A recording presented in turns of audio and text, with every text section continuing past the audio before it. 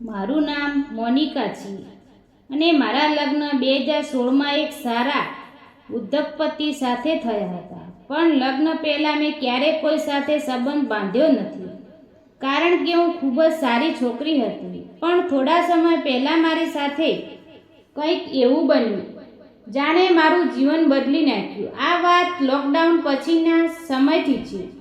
Lockdown પહેલાં મારા પતિને વ્યવસાય ખૂબ સારો ચાલી રહ્યો હતો, પરંતુ લોકડાઉન પછી તેમનો વ્યવસાય ધીમો પડી ગયો અને તેમની કંપનીને નુકસાન થવા લાગ્યું. તેમને જીવનમાં રાખવા માટે અમારે ઘણું દેવું લેવું પડ્યું.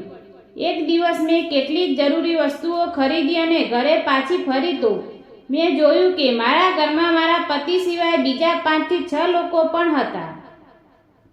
મેં તેમને પહેલે ક્યારેય જોયા ન હતા. મને લાગ્યું કે તેઓ તો મારા પતિને મિત્રો હશે, તેથી મેં બધા માટે ચા બનાવીને થોડો સમય પછી હું ચા લઈને હોલમાં આવી ગઈ અને બધાએ ચા પીધી. ત્યાં તે મારા પતિને ધમકી આપી રહ્યા હતા કે અમારે પૈસા પાછા આપો, નહીંતર અમે તમને જીવતા નહીં છોડીએ.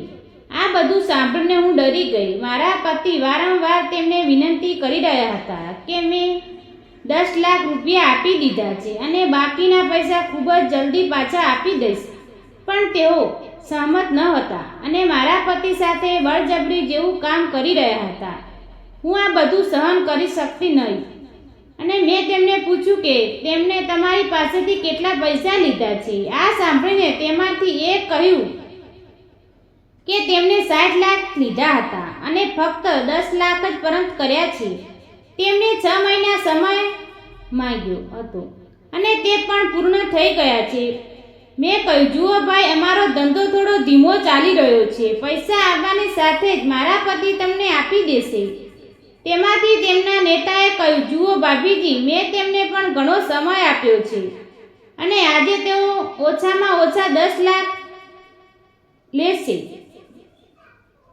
તે લોકો તરત જ છત પર આવ્યા અને ઓબાળો મચાવવા લાગ્યા. પરિસ્થિતિ વધુ ખરાબ થતી જતી હતી. આ જોઈને મારા પતિએ કહ્યું કે જુઓ, મને થોડો વધુ સમય આપો, હું તમને પૈસા આપીશ. પણ તેઓ સમસ્ત ના થયા.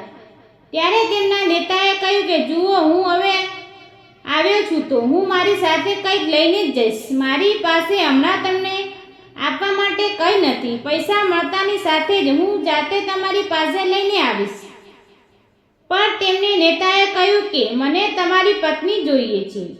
આ સાંભળીને અમે બંને ચોંકી ગયા. મારા પતિએ કહ્યું કે આ ન થઈ શકે. તેણે કહ્યું કે જો આ ન થઈ શકે તો હું તમને 1 કલાક આપીશ, તો 10 લાખની વ્યવસ્થા કરો અથવા મને તમારી પત્ની આપી દો. આ સાંભળીને મેં મારા પતિને બાજુ પર બોલાવ્યા અને કહ્યું કે તે શું વાત કરે છે. આના પર મારા પતિ ગુસ્સે થયા અને કહ્યું કે તે એક મોટો ગુનેગાર છે અને તેઓ અહીંયા ઘણા પ્રવેશ છે. મેં તેની પાસેથી પૈસા લઈને ભૂલ કરી છે. જો પૈસાની વ્યવસ્થા નહીં થાય તો આ લોકો જે ઈચ્છે છે એ જ કરશે.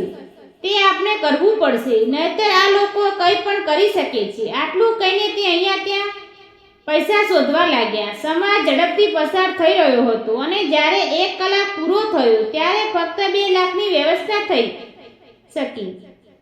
અમે તેમને 2 લાખ માટે મનાવવાનો ઘણો પ્રયાસ કર્યો, પણ તે સમસ્ત ના થયા. હવે તેમને નેતા મારી પાસે આવ્યા ને તે દેખાવમાં કંઈ ખાસ ન હતા, પણ તેનું શરીર ખૂબ સુંદર હતું.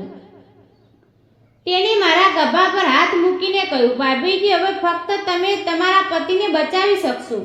મેં તેને પૂછ્યું કે કેવી રીતે. આના પર તેણે કહ્યું કે હું કહું છું તે કરો. મેં મારા પતિ તરફ જોયું, પણ તે હજુ પણ શાંત હતા. તેમણે કહ્યું કે તું તેની સાથે જ કહો તે કર. આ સાંભળીને બીજા લોકો જોરથી હસવા લાગ્યા. મારી પાસે બીજા કોઈ વિકલ્પ વચ્ચે ન હતો અને હું કોઈ પણ પ્રશ્ન પૂછે વિના શાંતિથી તેની સાથે બેડરૂમમાં આવી ગઈ. આગની થોડી ક્ષણોમાં અને બંને બેડરૂમમાં પ્રવેશ કે તરત જ મારું જીવન હંમેશા માટે બદલાઈ જવાનું હતું. તેઓ એક માણસ મારા પતિને અંદર લઈને આવ્યો. તેણે મારા પતિને ખુરશી પર બાંધી દીધા અને બહારથી દરવાજો બંધ કરી દીધો. હવે રૂમમાં ફક્ત અમે 3 હતા તે મારા પતિ પાસે ગયા અને કહ્યું, આજે તમે જોશો કે હું મારા પૈસા કેવી રીતે પાછા મેળવી શકું છું. હું હવે મારી સાથે શું થવાનું છે મેં ક્યારે સપનામાં પણ કલ્પના કરી ન હતી, પણ હું આ માટે માનસિક રીતે તૈયાર હતી. તે મારી પાસે આવ્યા અને કહ્યું, માફ કરજો ભાભીજી, પણ તમારા પતિને પાઠ ભણાવવા માટે મારે આ કામ કરવું પડશે. આ શું હતું? તે મારી ખૂબ જ નજીક આવ્યા અને આ કૃત્યની મારી અંદર એક વિચિત્ર પ્રકારની ઝણઝણાટથી લાગણીઓ પેદા થઈ. તે સમયે મારે ડરને કારણે તે સહન કરવું જોઈતું હતું, પણ ખબર નહીં કે મને એટલું સારું લાગ્યું કે હું ભૂલી ગઈ કે તે મારા પતિ પર બદલો લેવા માટે મને સારી રીતે હેરાન કરવાનો હતો. મને ખબર નથી કે મને કેમ ખૂબ જ મીઠી લાગણી થવા લાગી. મેં મારી અડધી બંધ આંખોથી મારા પતિ તરફ જોવાનું શરૂ કર્યું. તે ચૂપચાપ આ બધું જોઈ રહ્યા હતા. તેમણે બીજું કંઈ કહ્યું નહીં. તે જોઈને મને લાગ્યું કે આ ખોટું છે. તેથી મેં મારી જાતને તેનાથી દૂર કરી અને મારા પતિને બાજુમાં જઈને બેઠી. મેં ગુસ્સાથી તેને પૂછ્યું કે શું આ સાચું છે? તેણે ધીમી અવાજે કહ્યું, જે કંઈ થઈ રહ્યું છે તે થવા દો. આપણે કંઈ કરી શકતા નથી. તે માણસ ખૂબ જ ખરાબ છે. તેણે પોતાની ભાભીને પણ બક્ષી નહીં. આ સાંભળીને મારી પાસે મારા પતિ સાથે સમસ્ત થવા સિવાય કોઈ વિકલ્પ ન હતો. મેં પણ તેમને મળવાનું મન બનાવી લીધું. હવે મને મારા પતિની બિલકુલ પરવા ન હતી. તેણે મને કહ્યું, ભાભીજી, ખરેખર તમે ખૂબ જ સારા છો. અહીં તમારા જેવું કોઈ મળવું ખૂબ જ મુશ્કેલ છે. આ સાંભળીને હું હસીને વિચારવા લાગી કે ખાસ મારા પતિ પણ મને આટલો જ પ્રેમ કરે છે. થોડી વાર પછી તેણે બૂમ પાડી અને દરવાજો ખોલવાનું કહ્યું. દરવાજો ખુલતાની સાથે જ મેં જોયું કે બીજા બધા માણસો બહાર ઊભા હતા અને મારા પર હસતા હતા. મને ખૂબ જ શરમ આવતી હતી. હવે તે મારા પતિને કહેવા લાગ્યા, તમારી પત્ની ખૂબ જ સારી છે. મને પ્રેમમાં પડવાની મજા આવી. મેં મારા હિસ્સામાંથી 1 લાખ માફ કર્યા અને તમે 1 મહિનાનો સમય પણ આપીશ. મારે ઓછામાં ઓછું 20 લાખ જોઈએ છે. જો પૈસાની વ્યવસ્થા ન થાય તો. આમ કહીને તેણે મારા પતિને ખોલી નાખ્યો અને તેઓ ચાલ્યા ગયા. પણ હું એમ જ પડી રહી. થોડી વાર પછી મારા પતિ મારી પાસે આવ્યા અને તેણે કહ્યું, માફ કરજો માનસિકા, મારા કારણે તને આટલું બધું દુઃખ સહન કરવું પડ્યું. પણ તે ખબર ન હતી કે આ સારો કામની ખુશ છે. શરૂઆત હું તેના પર એટલી ગુસ્સે હતી કે શું વાત કરું. હવે એટલી જ ખુશ હતી પણ હું તેને વ્યક્ત કરી શકતી ન હતી. પણ મેં ડરવાનો ડોળ કર્યો અને કહ્યું, જુઓ, તેમને મારી સાથે શું કર્યું છે તે તમે ચિંતા ના કરો, પણ જો હું ગર્ભવતી થઈશ તો હું કોઈને સામનો કેવી રીતે કરીશ? મેં કહ્યું કે પત્નીનું કર્તવ્ય છે કે તે દરેક ખુશ દુઃખમાં પતિઓનો સાથ આપે. મને આશા છે કે તેઓ મને ફરીથી તકલીફ નહીં આપે. આ રૂમમાં શું થયું તે ફક્ત આપણે 2 જ જાણીએ છીએ. આ પછી આ શ્રેણી શરૂ થઈ છે.